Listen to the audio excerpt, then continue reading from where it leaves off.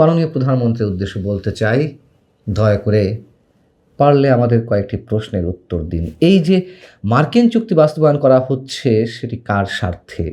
সেই সিদ্ধান্তটি কি সঠিক? যদি সঠিক হয়ে থাকে, কার পক্ষের জন্য এটি সঠিক আপনার দৃষ্টিতে? যুক্তরাষ্ট্রের পক্ষে, আপনার নিজের সরকারের পক্ষে, নাকি সত্যিই দেশের পক্ষে? এই যে চুক্তিটি, এটি কোনো অবস্থাতেই কোনো রাষ্ট্রের পক্ষে, স্বাধীন সার্বভৌম দেশের পক্ষে বাস্তবায়ন হতে পারে না, মেনে নেওয়া যায় না। মার্কিন চুক্তি নিয়ে সবাই কথা বলছেন, অর্থনীতিবিদ থেকে শুরু করে রাজনীতিবিদ, গবেষক, সবাই এটার বিরুদ্ধে দাঁড়িয়েছেন।